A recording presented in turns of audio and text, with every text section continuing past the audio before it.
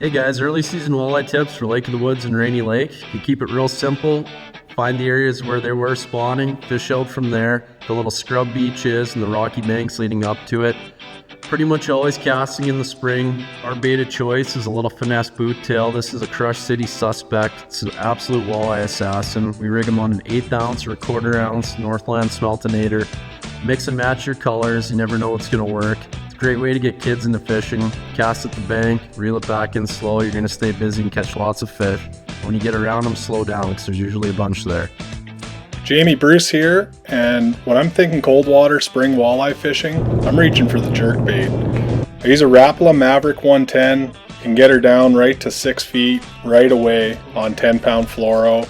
And if you can get it around them and get them to engage with it, you can usually make it dance a little and get a reaction bite. I usually look to fish it around rock points surrounded in mud and around emerging weed beds. It's a better technique for larger than average walleye. It's maybe not the best shore luncher out there, but give it a shot this spring. You'll be glad you did. You know, one pattern that I found a couple years ago to catch some of the biggest post-spawn walleyes in the lake is actually with a bass setup.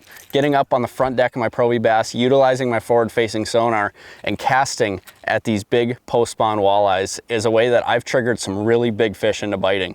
And so what I've found in lakes all across Minnesota is there's a population of walleyes that goes to running water, rivers, creeks, that kind of stuff to spawn, but then there's also a population that stays out on the main lake, finds gravel, sand, that kind of stuff to spawn. And in both cases, there's these long extending flats that these fish will get up on and pull off of once they're done spawning. They're gonna rest, recoup, and then you can target them with a suspending jerkbait. Suspending being the key there.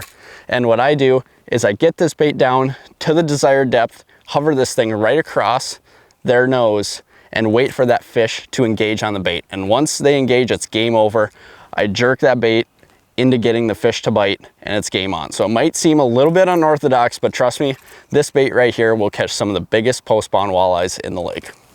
Hey guys, couple spring walleye tips for you if you're getting out here early. Would really be focusing on that shallower water, anywhere from 4 to 15 feet of water, depending on your water clarity. The dirtier the water, the shallower you're going to want to be, the cleaner the water, potentially slide out a little bit deeper. But looking for those sand and gravel areas, warm water pockets, watch your temperature gauge, and do a lot of side imaging and graphing to try and find these schools of fish that are going to be post-spawn. Once you find these schools of fish, I really like to set up with them with moving lures such as swim baits, hair jigs, lipless crankbaits, and try and get those fish to react. If they're not willing to bite those quicker presentations, then you can go back and slow down, start to use some of your live bait methods, and get on a big pot of walleyes for this opening season.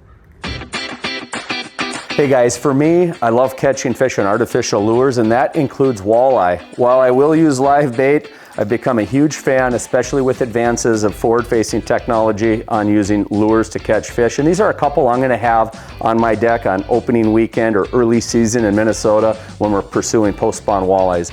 A jerkbait for covering water fast and triggering more active fish. It suspends, I can fish it slow or I can fish it fast.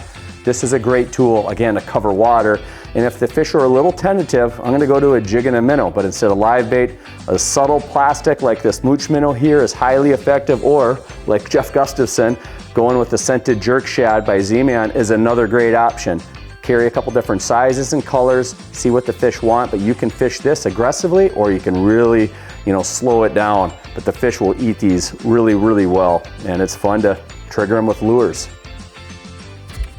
Hey there, Jason Freed, Lund Pro. We're on the eve of Minnesota fishing opener, and here's just a quick tip. What does everybody like to fish with on opener? Jigs. All kinds of jigs.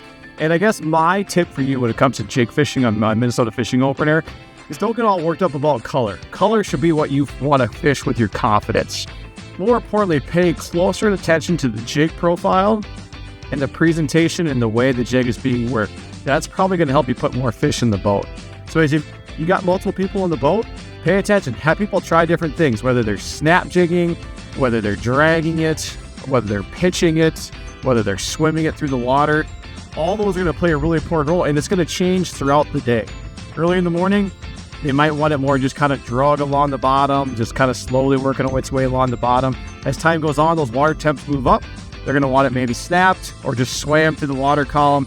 And so pay more attention to the presentation of the jig, the profile of the jig, And when it comes to color, fish what you're confident in, because more than likely, if you're a confident fisherman, you're going to catch more fish.